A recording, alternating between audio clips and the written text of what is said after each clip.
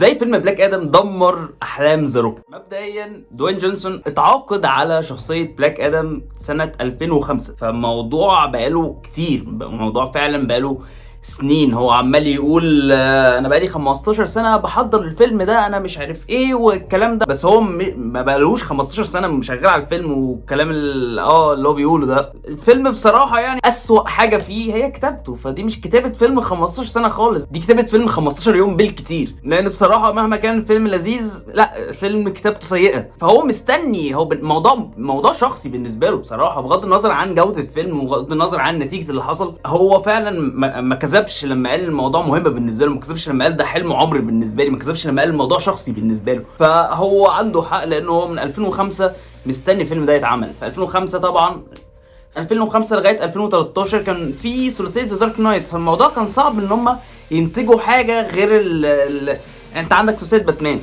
ودي سي طول عمرها عندها خوف انها تعمل اي حاجه غير افلام باتمان وسوبرمان.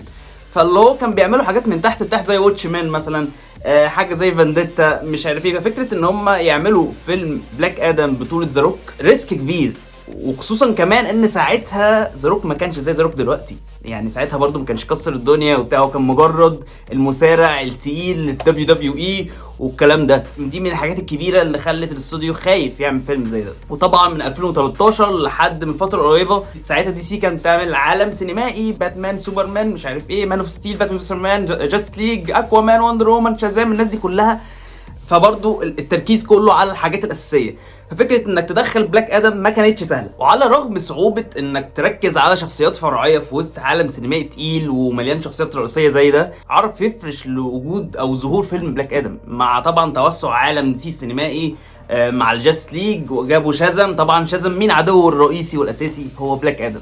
فهنا فتح الباب اخيرا ان ذا روك يعمل فيلم اللي هو مستنيه يعمله من 2005. وعلى حد علمي هو كان الكل في الكل، يعني هو طبعا ذا روك منتج دلوقتي، راجل ليه شركه انتاج تقيل، راجل تقيل قوي في الصناعه، مش مجرد نجم وخلاص. فهو اللي كان مسؤول على كل حاجه حرفيا في الفيلم ده. فعلى الرغم ان الموضوع شخصي، وعلى الرغم ان هو حلم العمر والكلام ده كله، فلو في واحد دمر حلم العمر بتاع ذا روك او الفيلم المنتظر، فهو ذا روك ذات نفسه، لان هو اللي كان مسؤول على كل حاجه. وهو يعني بصراحه انا ما سمعتش ان الاستوديو تدخل مثلا في الفيلم مثلا او غير فيه حاجه. ففي النهايه ذا روك كان واخد حقوقه كامله ان هو يعمل الفيلم اللي هو عايز يعمله من 2005. بس للاسف على رغم اهتمامه الشديد من كل حاجه حرفيا وكل تفصيله في الفيلم، في النهايه الفيلم ما جابش الايرادات المتوقعه. الفيلم جاب تقريبا لحد دلوقتي 370 مليون بميزانيه 200 مليون دولار. طبعا انت هتقول لي طب ما هو جاب ميزانيه ال 200 مليون بتوعه هو وبزياده كمان. هقول لك لا، عمليه الصناعه بتاعت افلام السوبر هيروز والافلام التجاريه اللي زي دي ما بتمشيش بالطريقه دي خالص. انت عشان تعمل حاجه تقيله وتعمل حاجه توسع بقى، لازم تجيب ضعفين ميزانيه. مثلا الافلام اللي زي دي بتصرف على نفسها. لو هنقارن فيلم زي بلاك ادم، هنقارنه مثلا بالفيلم المنافس ليه، لان ده عدوه شازم بصراحه فيلم سخيف بالنسبه لي، ما حسيتش بيه ومحدش حاسس بيه. اعتقد جاب 366 مليون عالميا، اقل من بلاك ادم ب 4 مليون تقريبا. بس فيلم شازم ميزانيته 100 مليون دولار، يعني اقل الضعف من بلاك ادم 200 مليون دولار. فشازم جاب ضعفين الميزانيه بتاعته وبزياده. ففيلم زي شازم ده عرف يصرف على المستقبل بتاعه، عشان كده دلوقتي بيتعمل له جزء تاني وهينزل شهر مارس الجاي. فالعمليه بتمشي كده. بلاك ادم جاب 370 وهو اصلا الميزانيه بتاعته 200. هو ما خسرش بصراحه، بس هو ما جابش النجاح المتوقع له، ما جابش ان هو يصرف على نفسه، ومعنى اصح ما جابش حاجه من طموحات ذا روك. برده ما كانش عايز جزء تاني وخلاص. ذا روك من كتر ما هو الطموح اخده، كان عايز يعمل عالم سينمائي دي سي السينمائي يبقى حوالين بلاك ادم، لدرجه ان هو قال لا انا عايز افايت سوبرمان. هو حتى مشهد بوست كريستين حط سوبرمان، جاب هنري كيفل وجاب اللي هو عايز يعمل فيلم مواجهه ما بين سوبرمان. هو مستقل مثلا بحاجه زي شازم مين شازم ده؟ لا انا هواجه اكبر حاجه علامه تجاريه في السوبر هيروز. ايه هي سوبرمان. فانا هواجهها. حاجه مثلا زي جاست ليج، برضو ذا روك كان من طموحاته ان هو يواجه جاست ليج. حتى ذا سوسايد سكواد كان عايز يواجههم وعايز يلمهم كلهم حواليه، من كتر ما هو الطموح اخده والعشم اخده بالزياده مع دي سي. في وسط طبعا كلنا عارفين ان دي سي خلال الست 7 سنين اللي فاتت كانت بتمر بازمات في الاداره، كذا اداره اتغيرت. فهو كان بصراحه خلينا برضو يعني نبقى صراحه، ذا روك استغل نقطه ضعف دي سي وقال يفرش بقى، يعني يفرش بقى. قال انا اعمل عالم سينمائي حوالين بلاك ادم، وكلام في الخباثه يعني كده. هو كان عايز يبقى رئيس دي سي بس من تحت لتحت، لان هو ما كانش عايز يمسكها. بس ذا روك زي ما قلت هو ليه شركه انتاج، شركه انتاج دي ليها مدير، وليه مديرة اعمال اللي هي طليقته ما اعرفش اسمها داني جارسيا حاجه زي كده، وليها اخوها اللي هو مش عارف ايه جارسيا تقريبا او حاجه مش فاكر اسمه، ما علينا. يعني ده بينتج في افلام ذا روك. ذا روك كان عايز يزقه يبقى هو مدير دي سي علشان يبقى من تحت لتحت يبقى هو ماسك دي سي.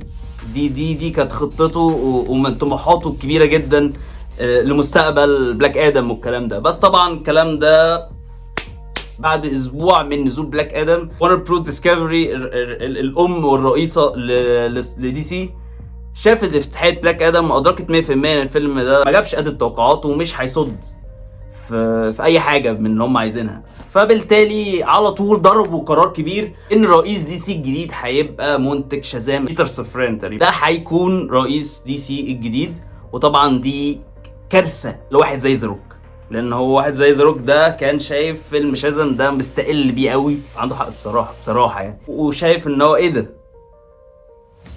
واحد زي منتج شازم اللي هو يا دوبك كان على القد وعرف يكسب الاستوديو كويس جدا، وواضح ان هو منتج شاطر جدا، دلوقتي بقى حاطط على ذا روك. فبالتالي حاجه زي دي مش هتبقى سعيده خالص لذا روك. ده من ناحيه تجاريا. لو هنتكلم على فنيا، ذا روك زي ما قلت كان عايز يعمل سنتر كامل حوالين بلاك ادم، جاستس ليج، جاستس سوسايتي، سوسا سكواد، مش عارف ايه، الناس دي كلها حوالين بلاك ادم كانه ثانوس مثلا او كانه افشخ واحد في الكون، وده عكس ما موجود في الكوميكس. وبالتالي برضو لما وارنر بروس ديسكفري جابت بيتر سافران كمنتج او كرئيس لدي سي، جابوا معاه المخرج والمبدع جيمس جان يكون رئيس معاه. ده من ناحيه ابداعيا، ما كسبش تجاريا ذا روك، فهو انتهى ابداعيا في خطته، لان دلوقتي دي سي حوالين دماغ جيمس جان. جيمس جان دلوقتي هو اللي بيخطط لاي حاجه لدي سي.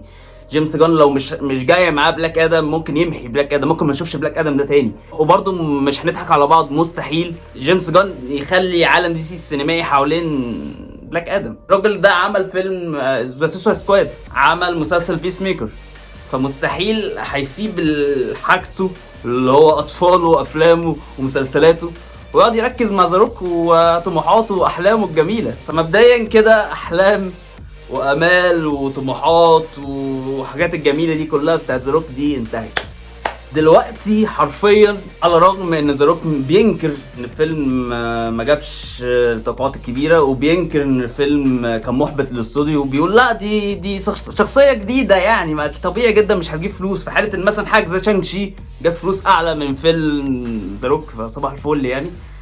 وفي حاله برضو ان فيلم زي جاردينز جالاكسي نزل في 2014 ناس مش تقيله وجاب فلوس كتيره جدا برضو، فهو بيتلكك بحاجه مش موجوده في الوجود بصراحه يعني. على الرغم ان هو كان عايز اجزاء كتير، على الرغم ان هو كان عايز يواجه سوبرمان، على الرغم ان هو كان عايز يعمل مواجهه جاستس ليج، سكواد، جاستس سوسايتي، الناس دي كلها، وحتى لرئاسه دي سي.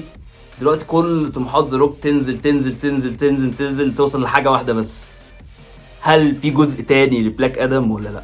وهنا يجرى الصمت والهدوء، بما ان الاحلام دي كلها اتدمرت وبما ان الخطط دي خلاص اكيد اترمت. هل هيبقى في جزء تاني لفيلم بلاك ادم؟ هل هنشوفه بيواجه سوبرمان؟ هل هنشوف ذا روك تاني بيدور بلاك ادم؟ الله اعلم. بس كده يا جماعه ده الفيديو بتاع النهارده، اتمنى يكون عجبكم. كان معاك زياد المغربي من كابوريا ستيشن. كابوريا لو أزوني المجا فيجا دي